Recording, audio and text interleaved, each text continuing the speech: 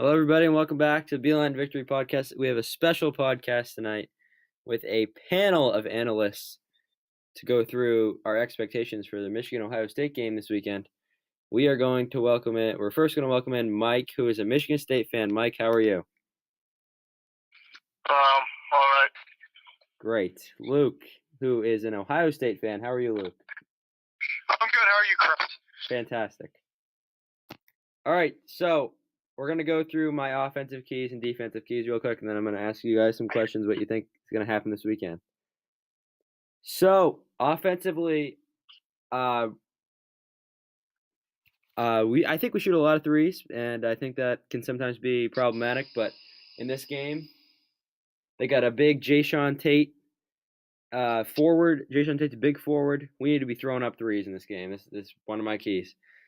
I got to get Robinson going early. That's what they've done in the last couple games. And even though they lost Northwestern and they played a close game towards the end against Wisconsin, Robinson has been great. They need to get him going. And Livers early in the game needs to be involved in the offense too, so he's good late down the stretch.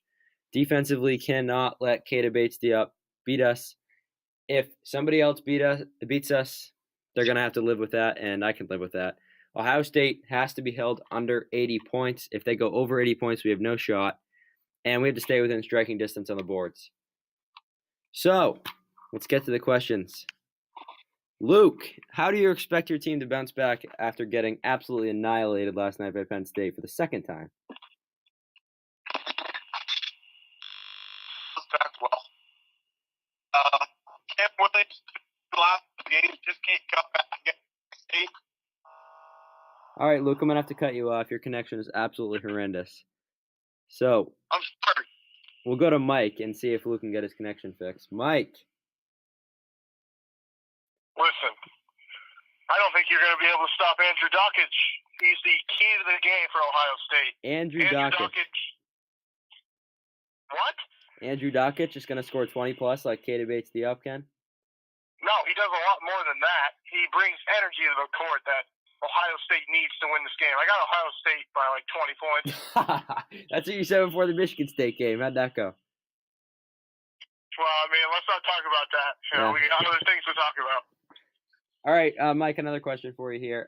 Joe Lunardi, over the last couple weeks, has ranked you guys as a 3 seed, and you ranked as a 3 seed when the tournament poll came out. What's your reaction to this?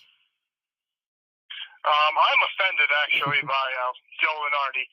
You see, what he does is he rewards losing. So Purdue loses 3 in a row, they go down 1 spot. Michigan State wins 9 in a row, they go down 5 spots. Makes a lot of sense. And Cincinnati, who's beaten no ranked teams all year, is way up there. Man, what a great Cincinnati team. They haven't beaten anybody, and they just lost to the best team on their schedule. It makes a lot of sense. Cincinnati is an elite team. Oh, please. You were all in on UCF, who didn't beat anybody in football, but now you're not all in on Cincinnati? UCF beat Auburn, smart one. Yeah, in the Peach Bowl, not before the playoff where you were calling for them to be in the playoff. Yeah, they should have been. Oh, okay. Luke, they beat USF. USF sucks. They're gonna get pounded by Wichita State 3 times in the next 2 weeks. You watch. Who? Cincinnati?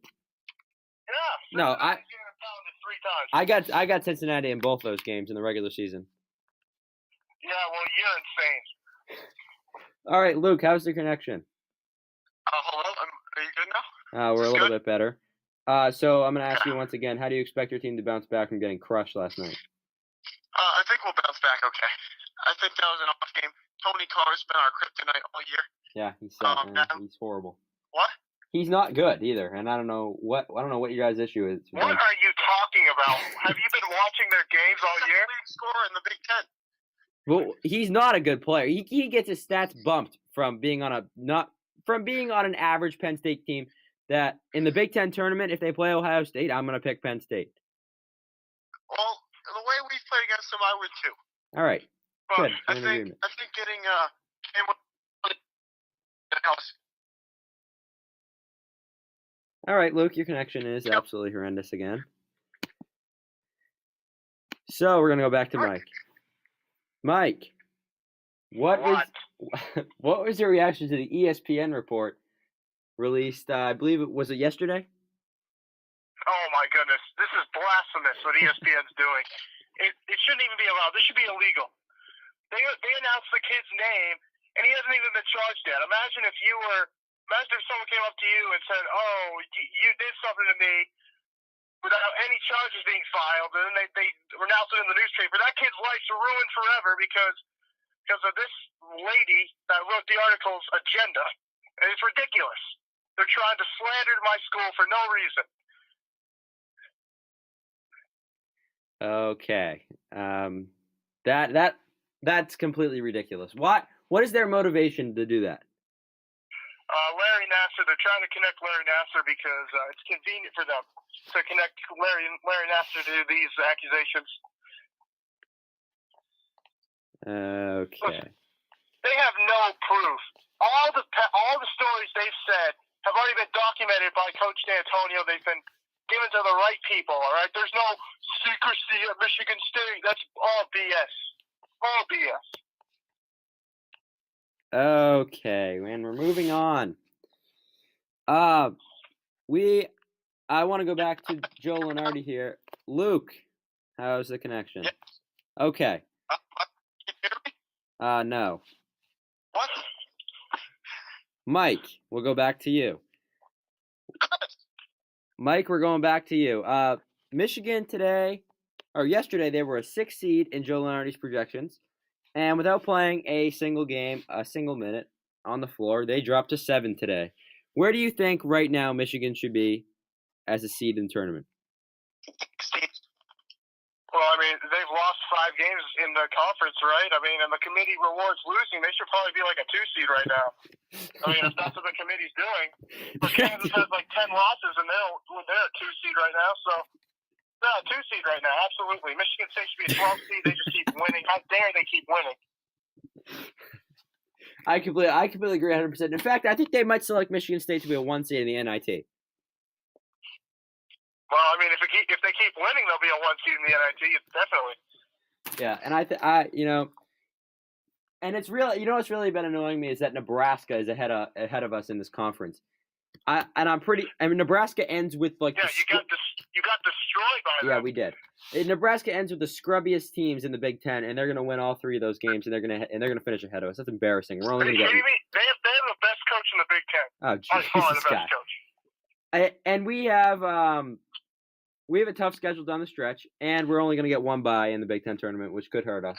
Even though last year with no byes, we won the tournament. Let's not forget that. Okay, Luke. Connection still horrible. So we'll go back to Mike. I was talking about Duncan Robinson earlier in my offensive keys. What have you seen from him in the last 2 games and how he's really gotten going? And it's really better than Matt McQuaid. Well, I mean, Duncan Robinson was a D3 player. Matt McQuaid was a 4-star prospect out of Texas. Yep, well, it's not where you start, it's where you finish. Matt McQuaid over many day. McQuaid shooting over 70% in the past 4 games from 3. He's our best perimeter defender. He shut down Tony Carr when Tony Carr was on him, the amount of minutes he was. And he's done a great job all season long. He's a good rebounder, too. He's underrated there. He's definitely way better than Duncan Robinson. Duncan Robinson's he's like Kyle Korver. He shoots and does nothing else. Yep, and Kyle Korver is one of the greatest 3-point shooters of all time. Matt McQuaid's like Klay Thompson. Oh, okay. Yep, he is. 3 and D, baby. All right, Luke, maybe we can finish out with you here. Luke. Okay, Mike, we'll finish out with you. How far do you expect Ohio State to drop in the rankings this week after they lost to Penn State? You have 20 seconds. Oh, they'll probably go up, actually. I mean, teams just keep winning, and they're losing, so. I mean, they better lose on Sunday, or else they'll go down. I mean, that's just how the committee works. And you have a 25-3 team and a 3 seed when they've beaten like 5 ranked opponents all year. And you got Cincinnati, who has the same amount of losses and is ahead of Michigan State for no freaking reason. Okay, we're gonna have to cut you off right there. Thank you for watching. Thank you for joining us, Mike and Luke, and we will be back on Tuesday.